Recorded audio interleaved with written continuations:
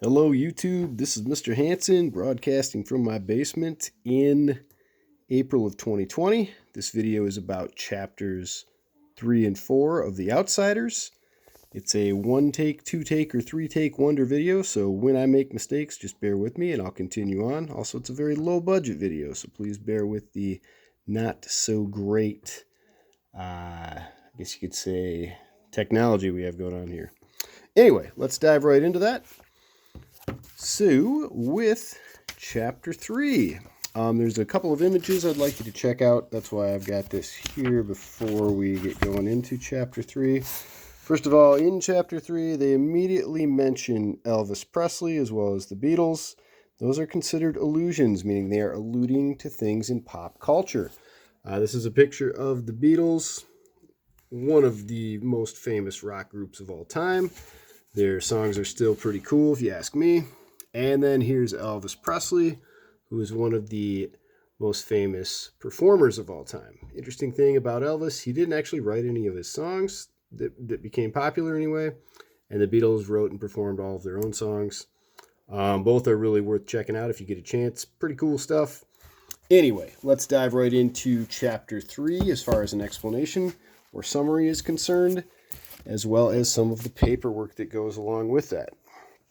I'm going to put this on the boom stand so you can see the page numbers I'm talking about. And all right, let's go. So if you remember at the end of chapter 2, Ponyboy is talking with Cherry and things seem to be going pretty well. They seem to be striking up a friendship, maybe more than friends. Sure, Ponyboy would be cool with that if possible. Anyway. This goes through the part where he's talking to the Soch girls, and that's kind of rare that he gets to do that. Our two allusions are mentioned there. And here's a difference between the Soches and the Greasers as far as Cherry is concerned. You're more emotional, we're sophisticated, cool to the point of not feeling anything. She continues on to talk about some of her material possessions. Did you ever hear of having more than you wanted so that you couldn't want anything else and then started looking for something else to want? I thought that was kind of a unique phrase right there. Ponyboy talks about Soda Pop's horse, or a horse that Soda Pop thought was his or pretended was his to make him feel good, blah, blah, blah, blah, blah. He liked this horse he named Mickey Mouse. We're not talking about Mickey Mouse, the Walt Disney character. We're talking about this horse. And we find out later that Soda had an interesting reaction to that. They'll ask you about that they'll ask you about that in the paperwork section. You will need to read or listen to that chapter to get the ideas about that in general, though. And we find out that they both like sunsets, Cherry and Ponyboy, that is. Things continue on. And then, oh boy, Randy and Bob show up. Interesting names for the Soches, if you ask me. And it's a blue Mustang. They had mentioned a blue Mustang earlier in the book as well, as far as a few things go about. Okay. And they're still talking, walking. Ponyboy says something really mean to Johnny because he's fired up about the whole Soch versus Greaser situation. And you can shut your trap, Johnny Cade, because we all know you ain't wanted at home either, and you can't blame them. Oh, that's pretty harsh. This is on page 42. That comes up in the paperwork later. It may be helpful to know that. And Two-Bit sticks up for Johnny right away and says, you know better than to talk to Johnny like that. Okay, and then Ponyboy ultimately apologizes. We find out more about the Soches. They had so much spare time and money that they jumped us and each other for kicks, among other things. And this continues on. Soches finally catch up with the girls, walking with Two-Bit and Johnny and Ponyboy. Even if you are mad at us, that's no reason to go walk in the streets with these bums. So then they're looking for a fight. Two-Bit grabs a bottle and breaks it, hands it to Ponyboy. Ponyboy says he could never use it. Then the girls decide to actually go with Randy and Bob. And the relationship between Ponyboy and Cherry kind of gets shut down. If I see you in the hall at school or someplace and don't say hi, well, it's not personal or anything. So they just had a great time hanging out at the movie, but now they're not going to talk necessarily because they're in different social circles. Okay. Ponyboy thinks he has to be in by 12 o'clock. And he ends, this is more about the social situation as well. It was because we're greasers. Johnny said, I knew he was talking about Cherry. We could have heard her reputation, so the girl's reputation, blah, blah, blah, blah, blah. Here's another soliloquy where Ponyboy talks about how he might want to live in the country. That could also be an example of foreshadowing, meaning something that would happen later in the book as well. And we're moving ahead.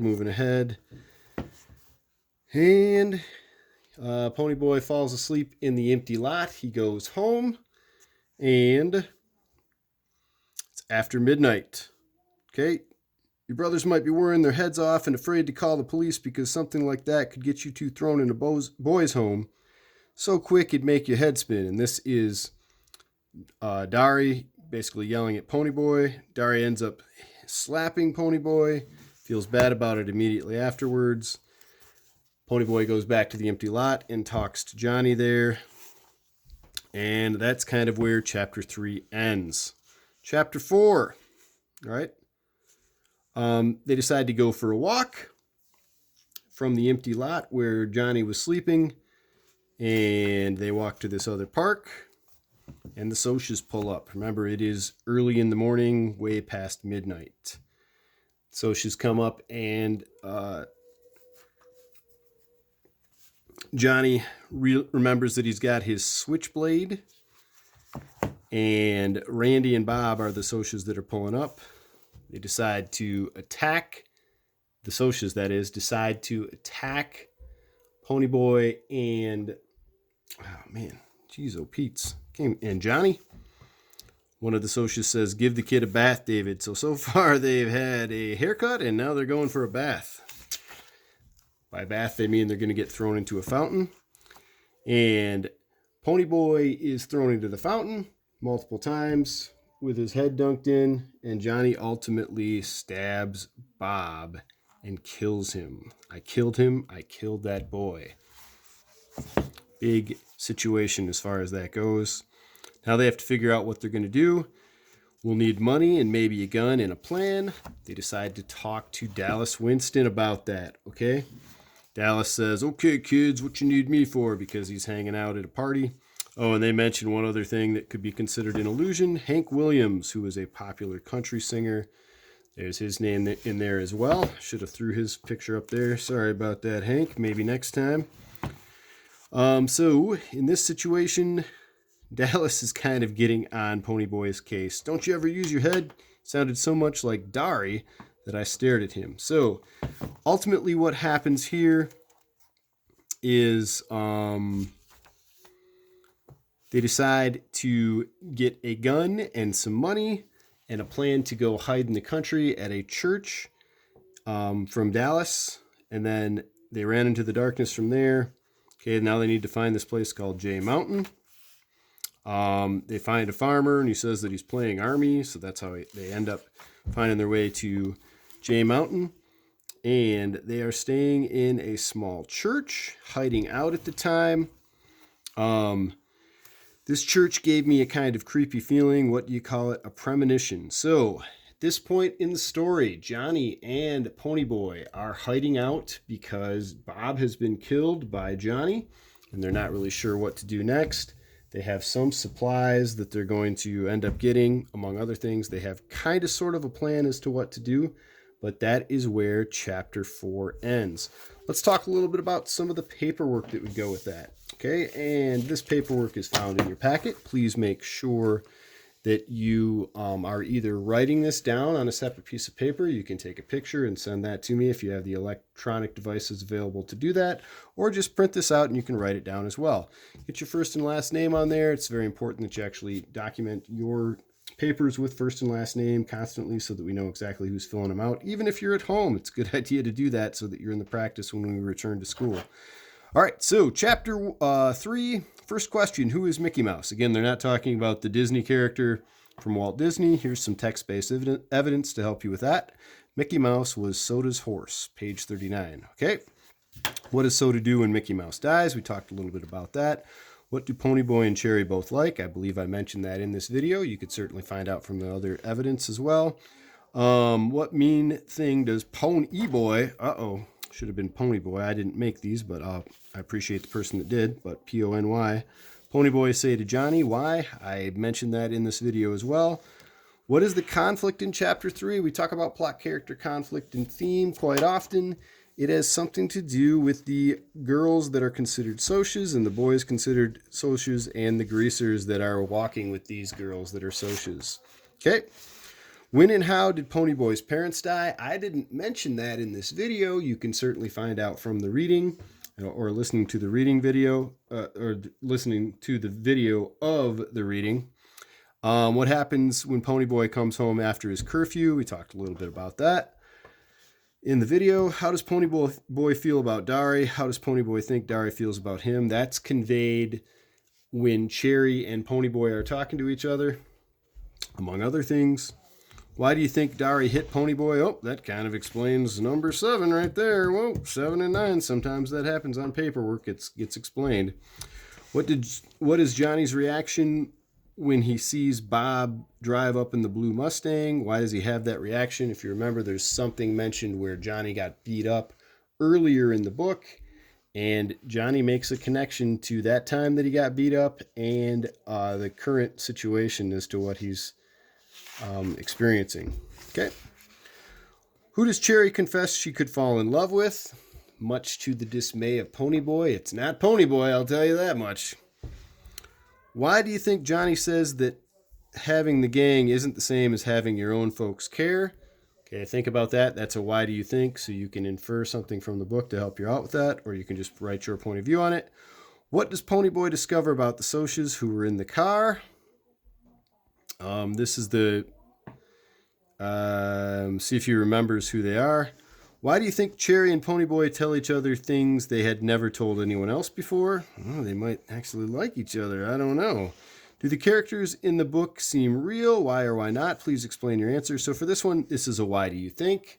It could also be that they're from different social groups, so it's easy for them to communicate since they're in different social groups and they're not afraid of offending people within their social group. And do they seem real to you or not? Think about that. Obviously, the names are uncommon to a certain degree. You're not going to know anybody really named Ponyboy. Remember, this story does take place in Oklahoma, and in Oklahoma, horse riding is a pretty common thing, or at least it was back in the 1960s. So that would make sense as to why he would be called Ponyboy. But think about the characters' attributes as far as how they talk, how they interact, and describe whether they are considered real in that regard. Moving ahead. Chapter 4. Who do you think was wrong, the socias or the greasers in the situation in this chapter? And by this situation, they're talking about the socias driving up in the middle of the night while Johnny and Ponyboy are in the park, and the socias confronting Johnny and Ponyboy. Who was wrong there? And then obviously something tragic happened, but who was wrong to begin with? If you had been one of the socias, how would you feel after Bob was stabbed? How would you have felt if you were one of the greasers? What causes the differences? And there should not be an apostrophe there. Yikes. Yikes. Okay. Pretty broad question there. Just do your best to answer that one. Okay. Why did Ponyboy turn to Dally for help? What would you have told them if they had come to you for help instead of Dally? Okay. So you have a two-part question here. A is, why did they turn to Dally? Maybe they thought Dally was the toughest dude in the group and he had to hide from things before. And then what would you have done? Okay, please write down your point of view on that. Do you think Bob's death was justice? Please explain. It should actually say justified. Man. Okay. Was it justified that Johnny killed Bob? Think about that. What did the socias do to Ponyboy? They're just giving him a little bath. I mean, he got a haircut in chapter 1, and now he's getting a bath. Please describe it in greater detail than that. Number 6. Why did Johnny attack Bob? Well, it's pretty obvious. Where do Johnny and Ponyboy go when they leave the park? All right, I think they're talking about leaving not the vacant park or vacant lot, but they're talking about the park where the stabbing occurred. What does Dally give Johnny and Ponyboy? I described that in this video. You could also think back to it. Where does he tell them to go? That's mentioned in the video as well, along with the text-based evidence showing the place. What happened the last time they were in the church? They were in church. I didn't describe that, but it kind of talks about how some of the greasers went to church and a couple of them decided to act unorthodox, meaning not the way that most people would function when they're at church. Okay. And your last couple questions here. What else does the church represent in the story besides being a religious symbol? Please explain your answer. Okay. Now, this is a complicated question. It doesn't just mean that it is a religious place. It could also be an escape from their reality. It could also be a safe place for them to go where other people cannot attack them. It could also be running away from their problems. Choose one of those three or something you come up with on your own and describe that, please. Do you think the church is a good hideout? Why or why not? Please explain your answer. Okay, remember this is an abandoned church in the middle of nowhere, so explain your answer based on that. And has there ever been a place you go to think about important things? If yes, please describe this place and why you like to go there. If you do not have an important place you go, please describe a place you like to visit that makes you happy and why it makes you feel good. Okay, just a brief description of a place you like to go would be fine for that. And we're talking about a number 14. Why? I just don't like to end on 13. I'm not sure. I think it's kind of a Hansen thing that goes back to Denmark, but you never want to end on 13 for some reason. It's an unlucky number in the Danish tradition. Write a prediction of what you think the premonition introduced on page 67 could be. By premonition, look that up if you're not sure exactly what it means, but it basically means something along the lines of an event that could happen that you feel could be a problem. All right, that is the explanation of the paperwork for chapters 3 and 4, as well as a summary. I hope you're having a good week.